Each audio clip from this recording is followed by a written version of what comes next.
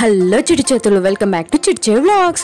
మన సిరీస్ లో last day సద్దుల బతుకమ్మ. మరి ఈ రోజు స్పెషల్ పులిహోర. మరి పులిహోర రెసిపీ ఎలా చేయాలో చూసేద్దామా? చూసే ముందు కొంచెం సబ్స్క్రైబ్ చేసుకోండి.